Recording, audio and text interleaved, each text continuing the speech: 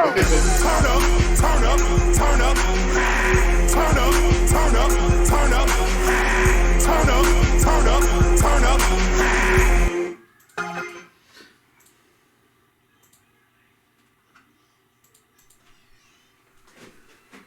right, so you heard the intro. LLF, Local Louisville Fighting. We are back in the building, about to get it in again. We got a good lineup coming up. We have a special guest with us here today. And before we always start the show, you know anything's possible through God. I am Charles Whitehead, CWMC, my co-host, Katie Marks, and our guest today, Mr. Manager, matchmaker, and promoter, Mr. Tanner Gill. Thanks for having me, guys. Hey, we're glad to have you here. That we are. So what we have coming up, are you part of the June the 18th? There's June the 18th in Shelbyville. There's a fight coming up. Yeah. So there's June 4th, and then there's June 18th. Yeah, June 4th is before June 18th. Yeah, you're right. Yeah. You're right. There's June 4th and two different promotions. Right. Obviously, I worked for both of them as a matchmaker. You know, was a little more hands-on with the June 18th card. Nick Barris handled a lot of the June 4th stuff. But, right.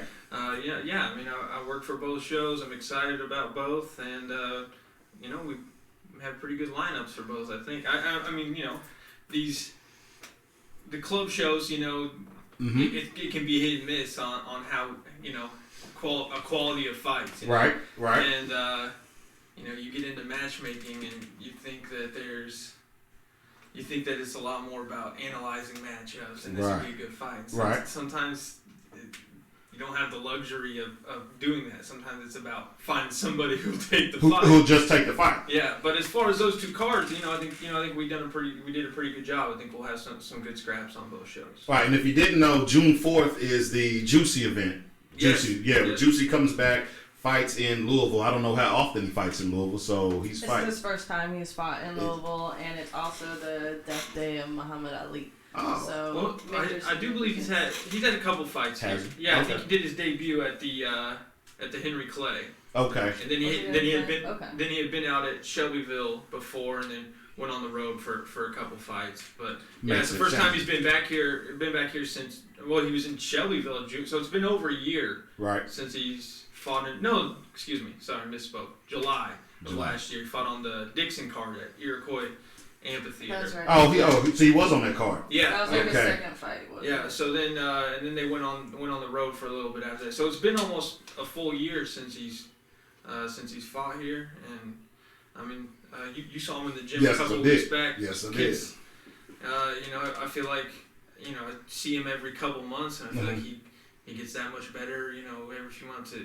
As a local guy and a fight fan, right? You know, it's exciting to watch him. I've got high hopes and high expectations for Juicy. I think he's very good. Have you been hands-on with any of his particular fights, or been mainly his so far? So I mean, matchups. As far as the matchups, I've matched, say the last. I think he's 6-0 now. Probably the last 4. Yeah. Okay. You know, but as far as the management and the promotional side, I think Nick handles all that. He's done. I mean, so I wasn't even living in Louisville the first time Juicy came across my radar. I was all the way in Illinois. Right. He was a 15-year-old amateur. Right. And Nick was doing such a good job pushing his name that he came across my screen all the way in small town. Right. That's right. Louisville come across your screen in a small town. Yeah, and that's how you know you're doing the right thing. And there's a good fight. There's a good fight scene here. There really is. I mean, I wish we could do a show here, every week. But I do too. Second that. Likewise. Yeah. I wish we could too. Louisville's a good fight town. There's a lot of boxing history here, and I don't think we make enough noise about it. I think people should be proud that Louisville's a fight town. I agree. Yeah, totally. I agree, and that's where we're just a small part of that process, because there's a lot of people out there doing a lot of things, such as yourself and Troy Estridge on Unboxing, Louisville Select Boxing Championships. They're all doing something, so we just want to be a part of that to help bring everything back to Louisville and let them know that this is where we used to get down at. This is where we used to throw hands. The best hands throw used to be right here. This is the only state to have 4 world champions. Right. So, it's a struggle right now, and I mean, you being on the political business side more than say me fighting or being a coach, but it's just what's your input on how the state is like so divided in politics? I mean, amateurs primarily, like we don't even have our own LBC belonging to ourselves. You must know the insides about that a little bit, you know? Yeah, so it's weird, you know. When people think of politics in boxing, they think of the professional game, but it's everywhere. Just it's as everywhere. political on the amateur scene. You know, USA boxing it's very weird. I feel like if there was a little more camaraderie between the gyms and you know, I think that's got a lot to do with it. I mean, because there's guys in this state that could compete, you know, on the national level or should be known nationally. Right. That aren't known nationally. Maybe because they're not getting the fights here, or you know, they can't travel to Indiana to win the Indiana Golden Gloves so that they can go to nationals, or you know, or they can't win in Cincinnati because they've already got their who they want to win picked. You know, there's a lot of politics on the amateur scene. People don't always take that into account. So, you know, I think if you know a lot of these gyms started working together, and a lot of these local coaches put their brains together, I think we could see like a full scale revival. And some of them are doing their part. You know. Excuse me. Excuse me. Right, they are doing their part, and then that camaraderie together would be something that would change everything. So that's why we try to bring everyone in here. So here at LLF, it's not just you, and you. We want everybody. You want to see everybody. You want to see everybody shine. Yeah, absolutely. Because if someone else shines, you know what I'm saying, you shine as well. So that's kind of how we look at that. So we're off that. So Mr. Matchmaker, you spoke on it a little before about what it's like making a match. Like sometimes you just have to make one, and then sometimes you get to do the analytics on it. So how did you get into matchmaking? It's a rare title. You know what I'm saying? It kind of happened overnight. I mean, when I was handed my first card, I grew up in boxing. My dad was a boxer, high-level amateur boxer. Okay, what's your dad's name? Steve Gill. So Steve Gill, okay. Just the same last name. All right. And shout out to Steve Gill. Son's killing it. I didn't realize, I mean, boxing had always kind of been part of my life. Right. But, like, I wasn't working behind the curtain. So you don't necessarily know what goes into everything. As a fan or somebody who just loves boxing, you think a promoter puts on a show, two fighters show up and fight, fans come and watch, and the promoter pays both fighters. Right. That's the basics. That's not necessarily how it always works. Right. No, it's not how it always. That's what I learned once I hopped in here. Yeah. So you have a guy. So let's say you're a high-level amateur, right? And you want to make a run at doing this thing as a pro, but you don't get signed by a manager that's going to put some money into you, or you don't get signed by a promoter straight away. Right. You do what they call paid fights, paid slots, which means you're going to pay to get on the card, because especially if you can't sell tickets, you know, if you're not a local draw, trying to get your name out if you're not a draw, the promoters have to pay insurance or a hotel. They have to pay to put you on the show. Right. And if you're not bringing dollars in, there's no incentive for them to put you on the show. Right. So these guys, they'll pay a slot fee or whatever, and they'll get on the show, and then a lot of times they have to cover their opponent's purse. Right. So the better fighter is on the club level, 9 out of 10 times is making less than the opponent that comes in from out of town, or the quote unquote B side. Right. You know, we gotta, fans talk a lot about this A side B side stuff. You know, when we're talking about Floyd and Manny and Canelo Alvarez. Right. But the A side B side stuff is so much more important on the regional level, and it matters so much more on the regional level. I mean, A-side, B-side, when you're talking about pay-per-view level fights, both guys are making millions, you know? Right.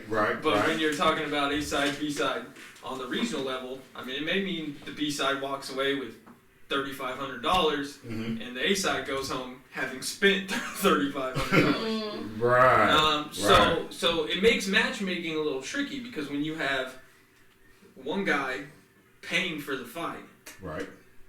He wants to win. Right. He wants to win. He wants to win.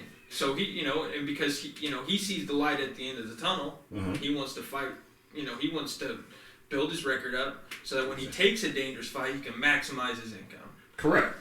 Not the first person we've heard say that. Correct. So they invest in themselves on the way up, but it makes it tricky because, if you're paying for the fight, you don't want to fight anybody too risky.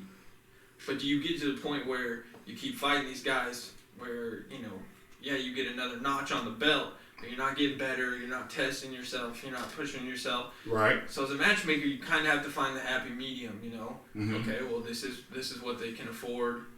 This guy can challenge, can push them in that area, but he's not too dangerous. Right. There's a lot more that goes into it than just finding two guys that are willing to fight that you think is a good fight. Right. Just not drawing names out of a hat. Exactly. Yeah. How much time do you spend on, paying attention to the fight scene and seeing who could be, your next potential matchups for the next card? You must have to spend some time. Yeah, there's got to be some research in there. Yeah, got to be some homework done on that part, besides the business part. I would say between being on, BoxRec, any matchmaker would say BoxRec is the essential tool. I don't know what matchmakers did prior to BoxRec. I think they just had a Rolodex of gyms that they would call, and they'd call up a gym and they would say, hey, do you have anybody this weight that can fight on this day? I'd imagine calling from a payphone or something. Or I don't know. That sounds like when I used to sell Affleck. But yeah, between time spent scrolling BoxRec, watching film, and making phone calls, I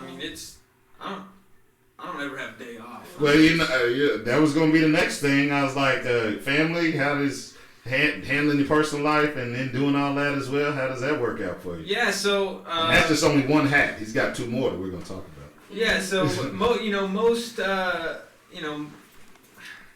it can be hard, especially I've got young kids at the house. The wife is just working up until 2 weeks ago. She took the summer off so that she could be with the kids. So I had the baby home with me while I'm on the phone. So there's people who in New York and Vegas that are like, oh yeah, that's the guy, the boxing guy from Kentucky with the baby yelling in the background. There we go. And that's who I am. The baby promoter's calling. Yeah, so it can be it can be challenging to juggle it all because I mean to be totally honest, I jumped head first into this thing. Probably before I should have. I probably should have kept my other job a little longer. But that just keep you motivated. But yeah, it was for me. It was there's nothing that there's nothing that scratches the itch for me quite like boxing does. I don't think I could go back to doing anything else. And if that means I got to hustle for 80 hours a week, so You heard the man hustling. It's trying to bond for that hustling head first into it, and then sometimes that might just be the best way to do it, and not turn around and one shot for the baby too. You hear the baby when he's making calls. future heavyweight world champ. There you go. We're coming for you, Fury. That's awesome. And matter of fact, there's some fights tonight, isn't there? The Tank Davis fight, which they sold the hell out of the fight, Right. it's been entertaining. I think Tank Davis is probably going to knock him out within press conference 6 was or pretty 7. entertaining already. Yeah. You can't, what do you say about Rolly? He talked his way into $1 million fight without really having to beat anybody to do it, so...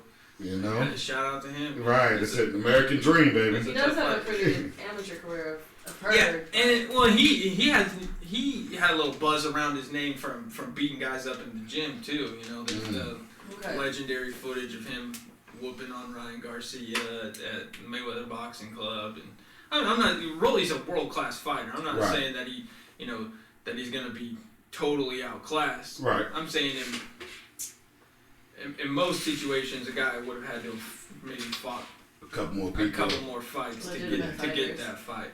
I think there's a couple factors there. They're both Mayweather promotion guys. Mm-hmm. This is Tank's last fight on his contract. They probably want to maximize the income off of that fight. Yeah. And I'll buy it. And I'm gonna watch it. I I'm gonna watch definitely it. tune in for that one. They know they have our money though. Right. You know, it's the casual viewer. That's who they're after. That's whose money because they can count on our money. Right, the die-hard boxer person, that is Katie. That's why Katie's on the wing. She's the die-hard boxer here. Me, I'm learning everything, just got into it, and I do it from a ring announcer's point of view, so I just sit back and watch, and I'm like, wow. And it's just more intriguing and more intriguing the more that I go to these events and more than I watch it. Do you guys cover the MMA stuff too on this show? I'm interested in getting in there. I had one guy lined up and he fell out, so I'm in the process of trying to line some other Definitely people up open to the whole fighting world. Yeah, as a whole. I think we're seeing a lot more crossover, you know, between the two sports, obviously, and we're seeing a lot of non-athletes get into both sports. You know, Uh-huh. it's you know, I was in 2 weekends ago. I was in Tampa, Florida, and involved in an event called Creator Clash, Right. which was an all YouTuber versus YouTuber card. Oh boy! Which we've seen done before, right? Right. And yeah, so my boss at Victory Sports, Mike Right. Lenardi, world class manager, Right. gets a call from a YouTuber with several million followers by the name of iDubbbz. iDubbbz pitches this idea. Mhm. You know, Mike knows the boxing world, knows the ins and outs of doing an event of that magnitude. Right. And man, it was I'm at a boxing show every weekend. Right. I've never seen anything like it. There were 12,000 screaming fans there. I mean, Wow. they sold out a legitimate arena. They sold at 100,000 pay-per-views.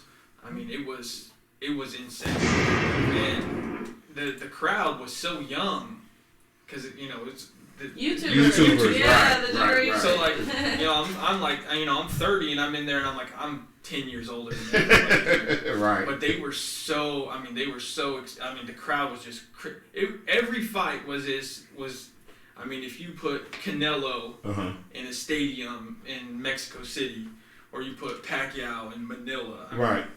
they treated every fight like it was The fight. like Fury and Woodley or something. It was crazy. What do you think about Katie Taylor's next prospects? I just read something today. They're mentioning Cyborg or they're doing trying to do an MMA crossover for her. I wasn't too high about it, but You know, I think that would. Cyborg or Home. I mean, if so, it would be a boxing fight. Is Yeah. That? I know, right? Interesting. Yeah. Interesting. So. Either them two or Serrano again. Of course, everybody wants to see Serrano. Oh yeah, that was a fantastic fight. Yeah, I don't know. I'm just like, what's the point? You know, I mean, we already saw McGregor and Mayweather thing, and with Holly, I could kind of see it, you know, because she came from the boxing world and she was, Right. you know, she was a boxer. But if I remember correctly, I think I would have to look it up. I don't know if Holly lost her last few boxing fights or not. And then obviously she's lost some momentum in the MMA world. So definitely wouldn't be interested in that one. Now the Cyborg fight, that's kind of interesting. But there's probably better options for Katie Taylor in boxing. So I mean, you got to do the Serrano rematch. There's no reason not to do that. I believe that. Yeah, Wholeheartedly. I can agree with that. But they have Definitely. Clarissa Shields and Savannah Marshall coming up. To me, that's a fight of the same magnitude for female boxing. So that She's definitely put in the time and the training too. Shields has, so I'm excited to see that because it's like she's got to the point where maybe there's not as many options available. I mean, she's just like, come on, anybody, I'll fight anybody. Yeah, she's you know, Serrano Taylor, you know, got a lot of press and a lot of love. And you know, I'd love to see Shields get, you know, the same level. It seemed, you know, they were really pushing her coming out of the Olympics, and then when she went, you know, she went undisputed, but you know, then she's dabbled in the MMA thing. It seems like attention has kind of dwindled a little bit. I think Savannah Marshall's, you know, got the backstory with the amateur fights and all that. So I think that, you know, that's probably the type of fight to bring a little more eyeballs back to her and keep women's boxing rolling a little bit. You know, you got to do something to follow up a fight as big as Taylor Serrano. That was the fight for women this year. So definitely first time headlining Madison Square Garden. So on that note, before we leave here, everybody that comes in here, tell Katie to get back in the ring. Katie got to get back in the ring. If I had somebody else to pay my bills, I could train. Trust me, I'd be there. How long's it been? I had a fight. My last fight was September 11th, 2021. Oh, that's not that long. That's not bad. She still get back in there. I'm in shape somewhat. I train capoeira 3 days a week, so it's not like I'm just a couch potato. But that's a unique art. It's awesome. You see the guys that come from that art in kickboxing or MMA. They use it in MMA. Yep. Yeah, they pull off some crazy things. The showstopper moves. On the matchmaking, and speaking of women's boxing, is it all the same between trying to matchmake with women and trying to matchmake with men? It's a little more difficult, I would imagine. So, anytime there's just fewer female fighters. That's just the facts of it. Right. And we see this with the lower divisions for the men too. Anytime you have a smaller pool to choose from, it gets harder to make the fights. Right. So like even for men, like 147 pounds to 160 pounds, if you go on BoxRec, and you just click just the United States, there's 7 or 8 pages of guys to pick from and call. Right. It's not even counting pro debuts, Right. You get into, women, and then if it's like a regional show and they can't fly anybody from out of country in, you're talking about, 1 page of fighters to pick from, and that can't be easy. They may be lined up, right. or and budget may not be right, or it gets a little more difficult.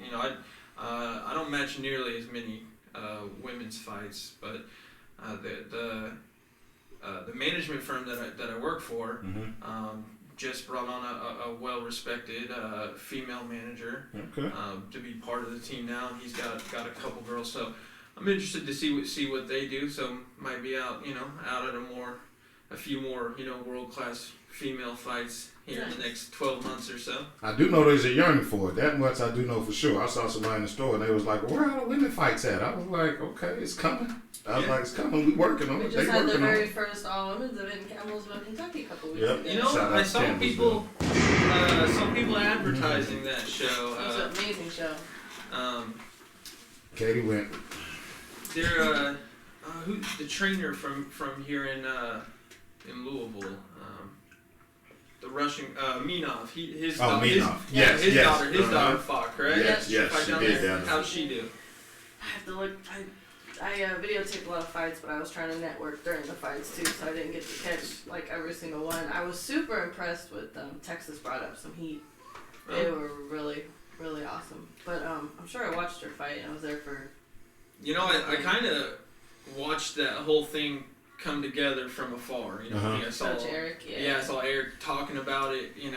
As an idea. And Right. the next thing you know, he's got a date. Boom. And then he's matching fights and putting it all together. So yeah, that's great. I'd love to see that continue to grow. I've got Definitely. 3.5-year-old daughter. Can't wait to put the gloves on. Yeah. You heard that right. Put the gloves on the daughter. All right. So the companies you work for, or is it 3 different companies within this that you do this with? So I match for several different companies. Okay. There's. I know there's Victory. You got the T-shirt on. So Victory Sports is a management firm.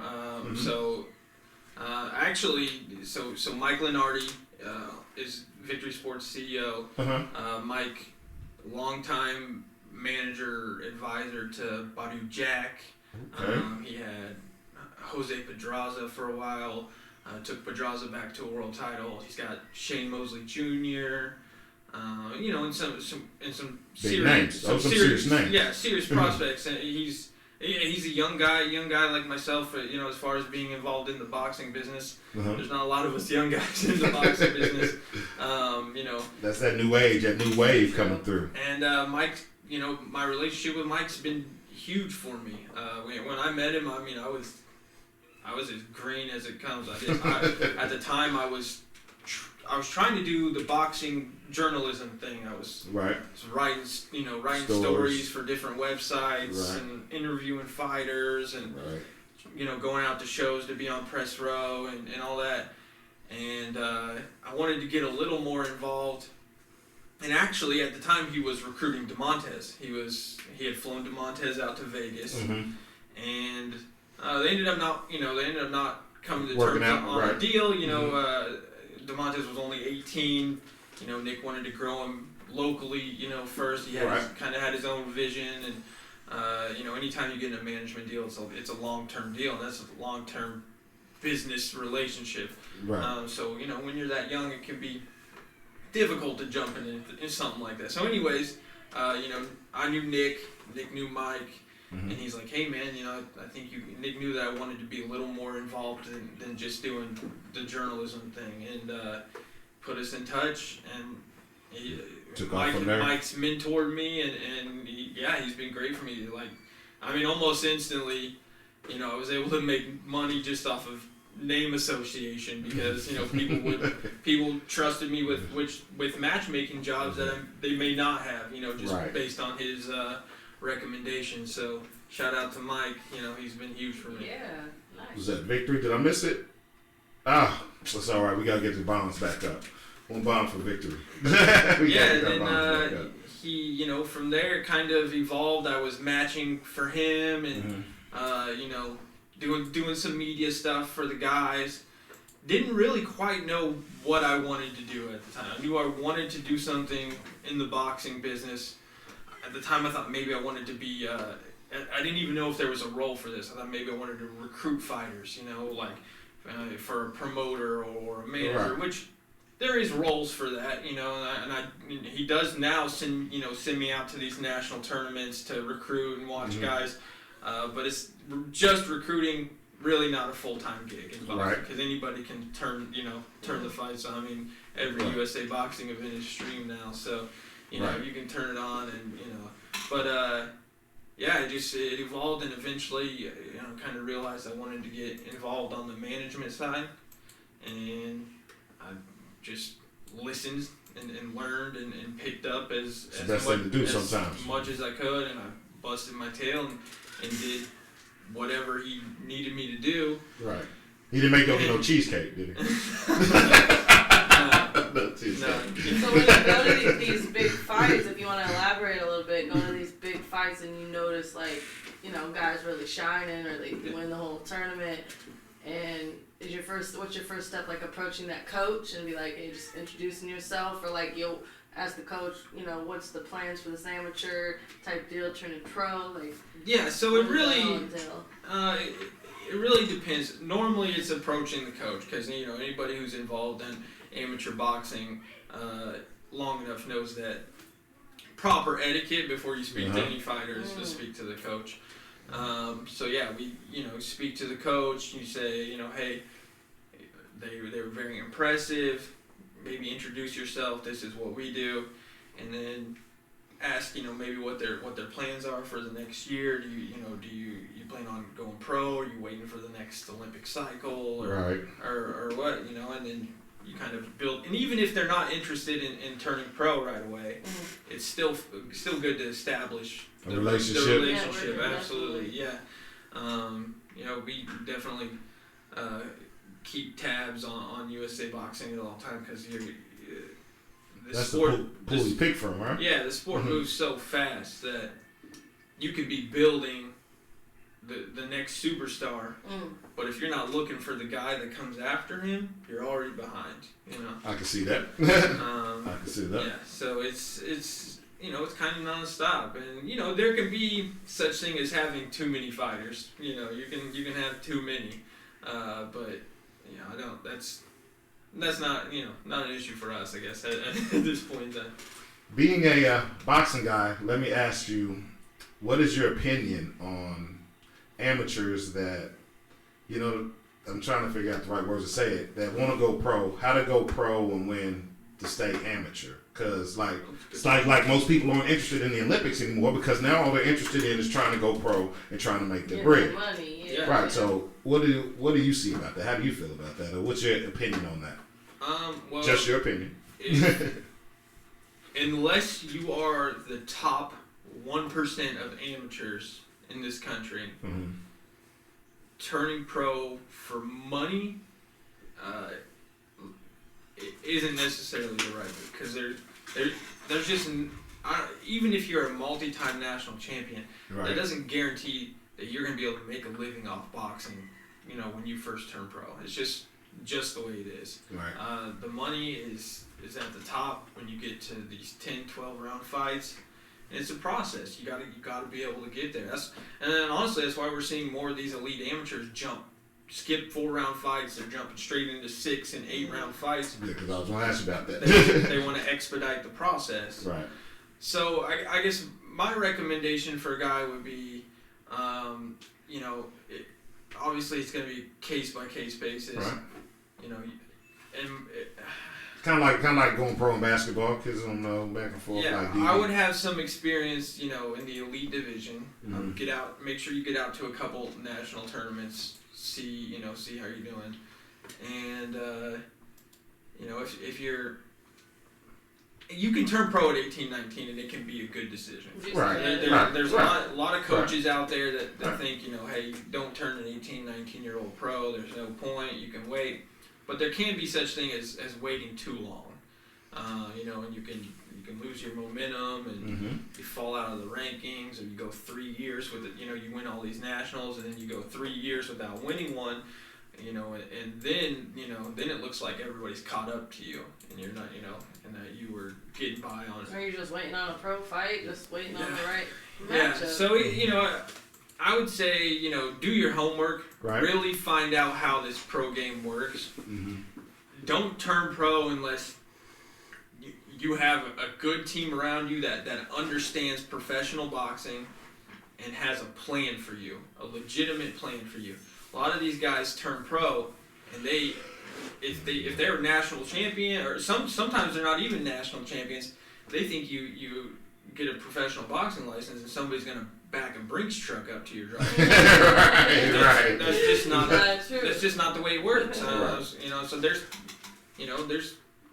kids on the that were the best on the scene and turn pro in 4-round fights, and maximum off the fight they're gonna make $1,000 a round. They're gonna make triple that off sponsorships and stuff.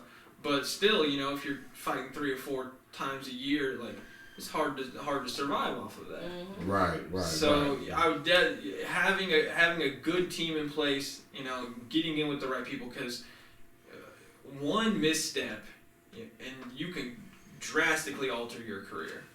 You sign with the wrong person, you stay on the shelf long enough to lose your momentum. Even lose one fight. You can cut your career earnings in half or more by one misstep. And we see it all the time. We see guys that don't get to reach their potential because maybe they didn't get picked up coming out of the amateurs, or they didn't sign with the right person coming out of the amateurs, or they signed with this promoter and they lost their TV deal and didn't get the fights they were guaranteed, and it happens. So do your homework on who you're signing with. Understand that you may be in a scenario where you're paying for your fights to build your record, and put good people around you. Have a good team that has a plan. And there's another huge thing is you have to have something besides being good at boxing. You have to check other boxes. Okay. Now we talking. Yeah. So you got to be marketable, or some sort of marketability, or you check some sort of niche market or whatever it may be. Everybody has their thing. Right. You have to have something that makes you stand apart from the crowd, because if you're just generic good boxer A, that what's the point? There's 1,000 guys like that. They would criticize Holyfield on that. He just never had. Everybody would be shit talking. Tyson would be shit talking, and he just stays humble and calm under the fire. So. And there are exceptions that the guys that are just average Joes that fight their way through it. And they become millionaires without being Conor McGregor or Floyd Mayweather. Right. But that's. To me, that's kind of rare. Obviously, this is just an opinion. There are probably boxing guys that think, that winning is what matters most, and if you keep winning, you're gonna make it. But I don't know if I agree with that. I don't. No, that's good. It's good that you brought that up because that was one of the things I want to say. To the degree of winning, like winning means so much that you disrespect to do other things just to try and win. I don't agree with that as well either. I don't agree with that in boxing. Where I like to beat somebody straight up and be honest with it. Like if you have to do anything besides be dishonest or things of that nature to win, I don't think it's worth winning. So I definitely understand that. I definitely understand that process. And I'd like to see us get away from this notion that losing a fight is the end of a career. Man, that was the next thing. Good. One thing MMA is doing better than us, doing better than boxing, is they don't put the emphasis on the record, on the numbers. Losses. It's on, if you can. I mean, I don't know if there's an undefeated UFC world champion right now. I think all of them have losses. Have losses on the record, right? There's guys that win UFC world titles that if they had the exact same run in professional boxing would never even get a title shot. Yeah, there's a big emphasis on the titles. Exactly. Exactly. It's bizarre to me. I mean, there are a couple promotions that are trying to do, bring back just evenly matched good fights against guys that are maybe just out of contendership, or maybe just they lost a couple fights but they're still good. Right. There's a company down in Florida called Pro Box. They brought on Roy Jones Jr. and Antonio Tarver and Paulie Malignaggi to do their commentary. Uh-huh. And they do a lot of they have a lot of high level prospects down there. They're doing an 8-man tournament at 140 pounds, and it's a bunch of guys that are they all caught a couple hard breaks, and they're calling it a last chance tournament, and those guys are reportedly the winner's going to get a big opportunity. And they should, because you win that tournament, you've beaten 3 quality fighters, and right. You were probably a decently respected fighter at the time. I'd love to see more stuff like that. I'd love to see more evenly matched fights on regional level shows. I think it would go a long way in building boxing in maybe smaller markets or markets where there's not a lot of boxing. You do a boxing show, and then if you send the fans home unhappy, well, next time you do a boxing show, they might not come out. Right. Knockouts are cool, but you don't want to see every fight last 30 seconds. and look, I've matched shows where every fight ended quickly and the fans went home unhappy, and then everybody leaves feeling bad, sure. even the guys that won, it's nobody wants that. No. So in back to your in boxing, losing one thing and your just career being done, and how do we try to get away from that? Because I was thinking it's kind of like college football. You take one loss, your season's over. But it's like in boxing, it's college football your whole year. It's your whole life. It's kind of one loss for your whole life, and you're done deal. And I agree with you on that about how we can get around that, how we can work around that. And then how does that play into matchmaking? Because I'm sure that plays into matchmaking. Because some people are like, you know what, I don't want that loss, so I'm not messing with that. Absolutely, yeah. All the time. I mean, there are guys on the regional level at maybe 10-0, 15-0. If you present a guy that's, I'll give you a perfect example. I work with a kid from Kansas City, Missouri, named Tony Hernandez. Tony when he was 18 years old, turns pro, just took every fight with any killer that he could possibly get, because to an 18-year-old, right. $2,000 is a lot of money. Yeah. So he would take fights on a week notice, 2 days notice, and he'd fly across the country, and he would fight a guy that had 180 amateur fights and national champion on a big show's undercard. Right. And Tony was 2-11, but he was a very good fighter. He could go with anybody. Yeah, rarely if ever got stopped. And then he goes into a fight with a 9-0 and knocks him out, and then gets another fight with a tough fighter and wins that fight. And then last summer we sent him out to Pennsylvania, and he fought a 9-0 National Golden Gloves champion. Right. So National Golden Gloves champion 2019, 9-0 as a pro. The guy was probably a weight class and a half bigger. Missed weight. We had to redo the contract. And Tony whooped this guy for four rounds out of a 6-round fight. Right. Settled for a draw because he was the B-side guy coming into the other guy's hometown. Right. Yep. But man, so I think now as his record stands, I think he's 6-13 with 2 draws. But guy can fight. But now the secret's out. They know he can fight.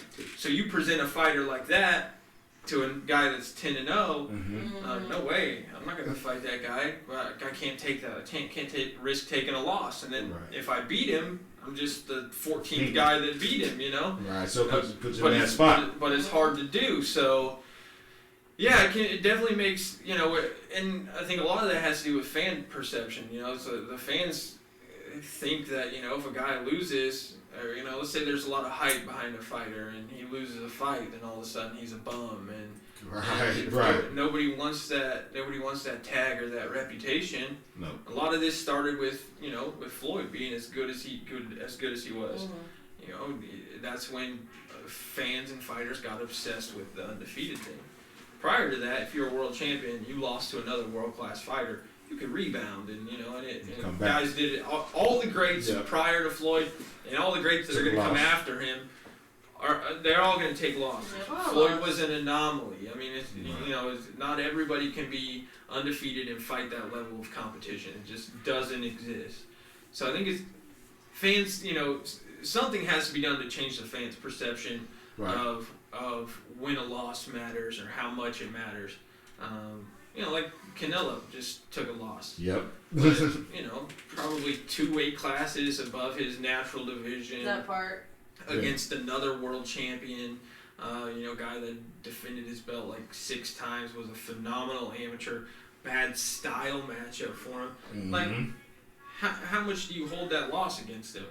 Compared to the rest of his record. Yeah, I don't hold it against him, but the casual fans are, Right. They're like, oh, he's done. He's done. Canelo's terrible. Right. It's combat sports fans are hard on their hardcore. And I can totally picture being in that position and being a fighter on the come up and just being flat out not wanting to fight somebody tough because it's too big of a risk, and I honestly don't know what the solution is, but just getting the word out here starts.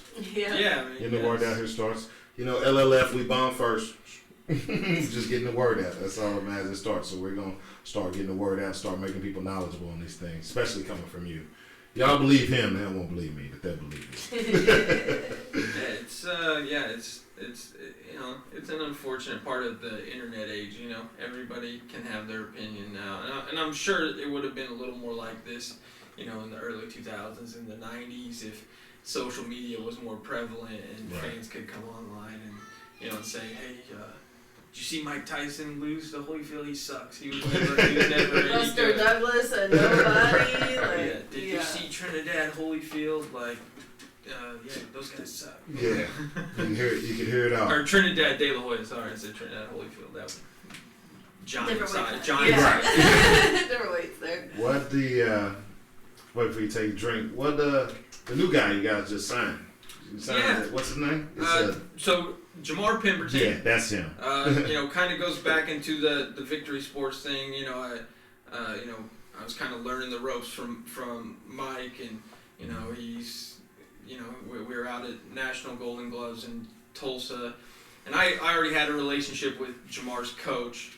We worked together on another fighter named Robert McGee from the St. Louis area. Mike and I saw Jamar out there. He really impressed. He's actually fighting a kid that we were there to watch, and I thought Jamar beat him. Didn't get the decision, but it was an impressive enough performance that we took interest, and we watched a little more of him. Went back home and watched some film, and and we ended up doing a deal. So Jamar would be the first guy on the victory roster that Mike and I co-managed together. Okay. So yeah, it was a big deal for me, and and then obviously having Mike's experience and connections and stuff is huge for any young fighter. Right. So Jamar made his debut over the weekend after about a year of recruiting. He actually down at Nationals in December fought one of your prior guests. The kid that you were at the Griffith kid from Bowling Green. Oh yeah, he fought him down there. Yeah, he fought him. So he knocked Ebenezer out at Nationals in Shreveport. Okay. And I was and I think that might have been the semifinals. And then Jamar met a kid that in the finals that he had beaten to win a national title in 2019. Lost a decision in the finals, so he was, silver medaled. Goes back and forth. Yeah, silver medaled in December, and then best. Turned pro last weekend. So, yeah, we got high hopes for him. He's a 6'4" southpaw middleweight. Have you seen clips? You haven't seen clips of this kid. I have, man. I took one clips of this kid. I think it was the fight that he saw where he just had the guy in the corner, about 5 body shots, and it was over. Yeah. So, hey. Serious. Serious. Yeah, so our original opponent fell out on like 3 days' notice, so we had to scramble to find a replacement. We landed on a tough MMA veteran named George Shepard, who I've booked George probably half a dozen times. His boxing record really isn't as good of an indicator of how tough he is. He was a collegiate wrestler, so much more suited for the MMA world, but he enjoys boxing, and so he's a good stiff test for anybody's pro debut. And I thought Jamar came out, and for a long rangy southpaw, I was expecting a lot of straight punches. And he went straight to the work, straight to the body work. Yeah, I saw that. I was like, you don't see that a lot in the kid's first few pro fights. So we were very happy with that. And then I've seen George fight enough that I thought, if he's hurt to the body, he's smart enough to take a knee or spit his mouthpiece out and buy some time. Tricks of the trade. To see him turtled up like that, I didn't know what. And I thought, maybe he had hurt a rib or something, but I guess there was something in the sequence prior to that where there was a shot to the head that hurt him.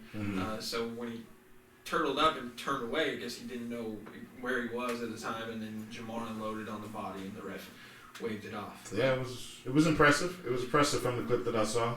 Yeah, he's he's 19, so he's still got a little ways to go, but he left St. Louis, he moved out to Vegas. I mean, he's getting world class. That's the right move to make for most. Getting world class sparring, every day between City Athletic and Top Ranks Boxing Gym. I mean, he's going to be one to keep an eye on him. What weight is he again? 160 pounds, but at 6'4". I don't know how long. He could be 68 or 75 before it's all said and done. So, how do we you go all over the place for these fights, and Louisville will never be Vegas. We'll never be Vegas, and we do have fighters that come here. So we gotta. How do we make it to where, you know what I'm saying? Like, this is where, because back in the day, this is where everybody came. Everybody would come to Louisville. Everybody would come to Louisville and fight. Management company, you having some inside knowledge on that. Are we working towards trying to get back to that, to where Louisville becomes the Mecca that it used to be?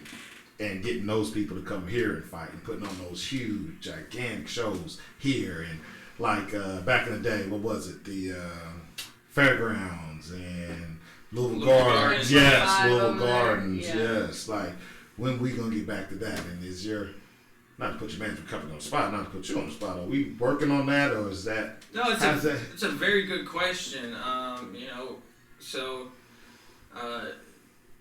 Troy Eskridge, who, if you go to BoxRec, you can see, how many shows each promoter or each matchmaker has worked on. It's not just the fighter's record. You can check everybody's resume. Okay. You know, And what's the name of this? And on BoxRec. BoxRec. Okay. And Troy's probably promoted more shows in Kentucky than anybody. I mean, probably by double or triple. Okay. Shout out Troy on that.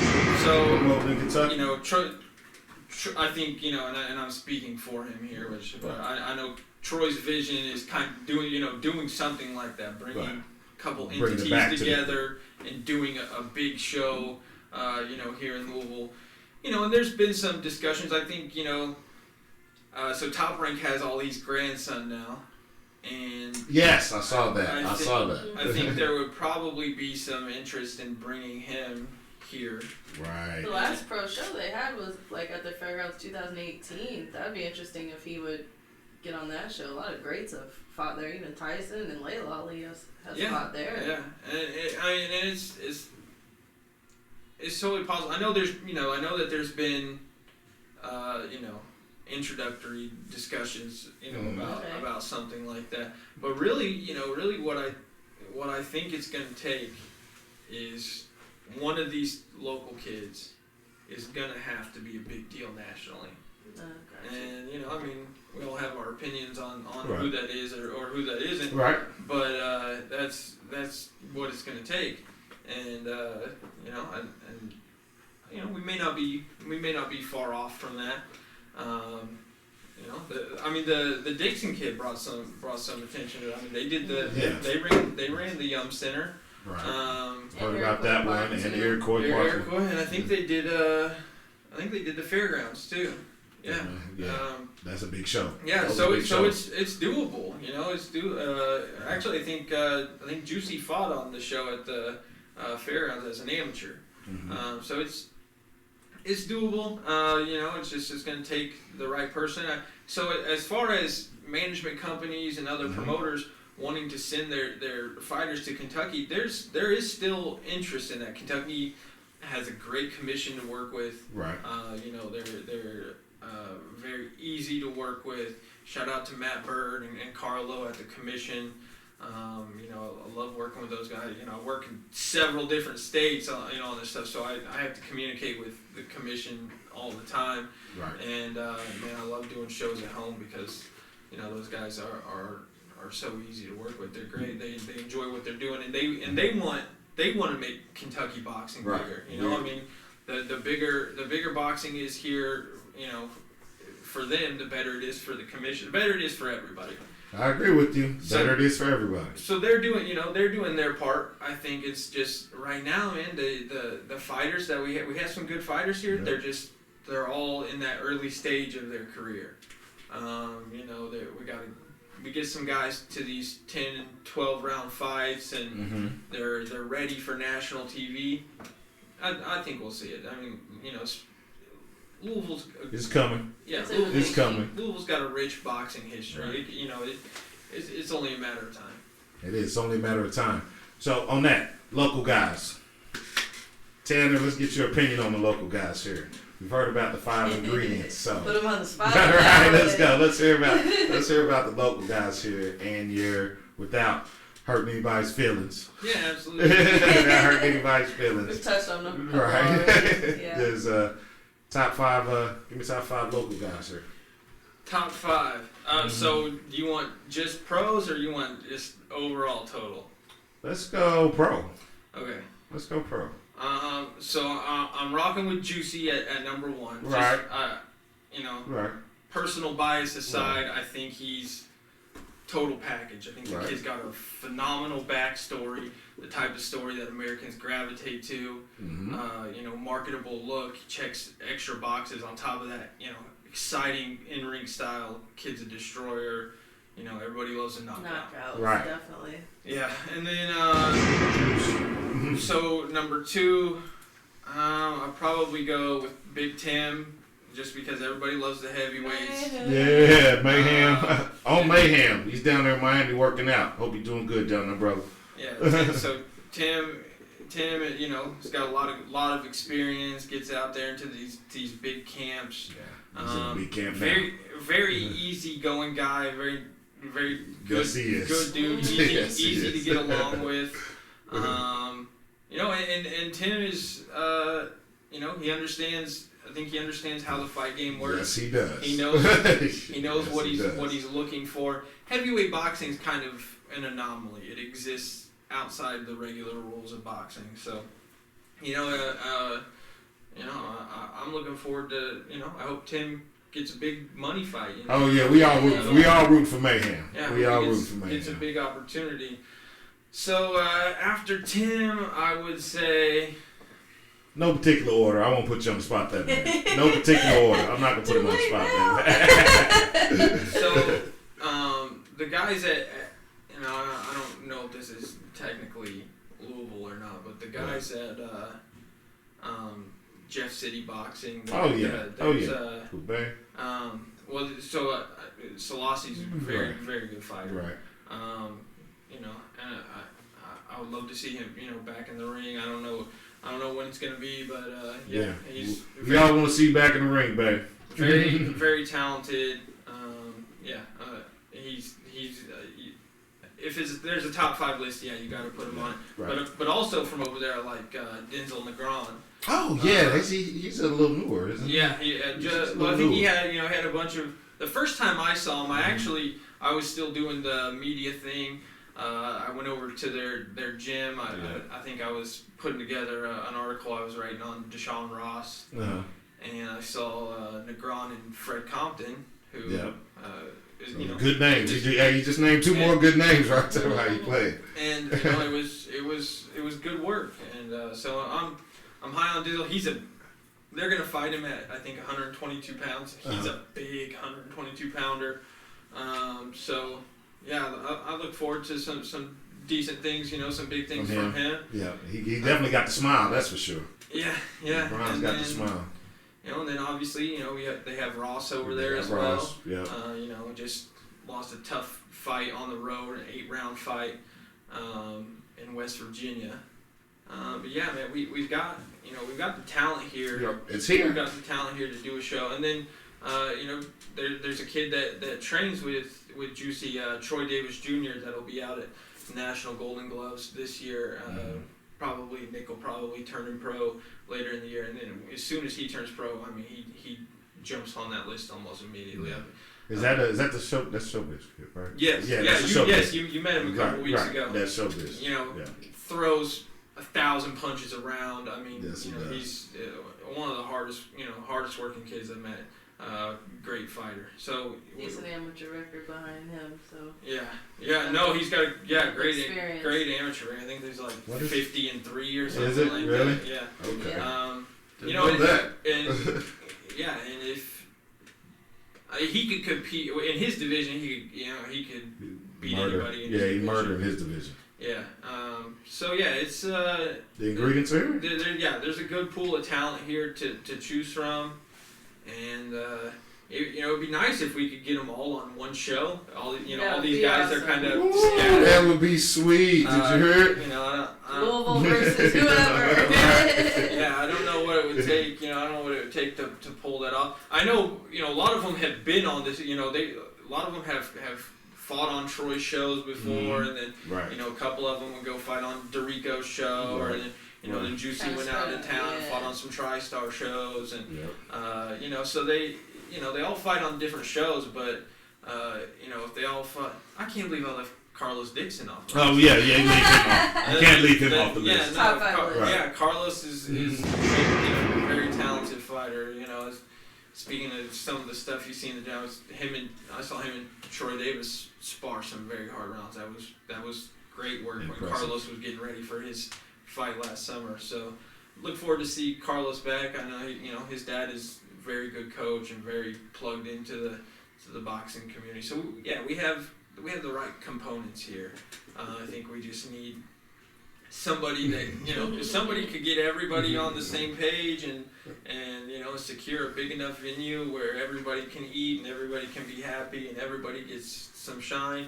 Then it'd be great for Louisville boxing, I think.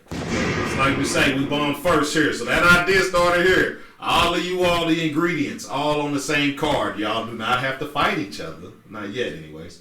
Well, most of them aren't even in the same division. Right, because I would say so. All of you, all on the same card one day, big venue. You heard it here first. We working on that. Yeah. They working on that. And then all it takes is, one of them makes it. They can, they bring the big show back here. The rest of them jump on the undercard. Yeah. So that place will be packed. I'm telling you, that place will be jammed. They should all be rooting for each other. Yes. Team Louisville all the way. And in the fight game, there can be a lot of jealousy and a lot of instigating, and everybody's a competitor. You don't get into boxing if you're not competitive. Correct. And sometimes that translates outside of the ring, and then it translates into popularity and who does what, and it can get out of hand. It can get out of hand. Let me say, it can get out of hand. But if everybody should be pulling for their fellow Louisville boxer, because they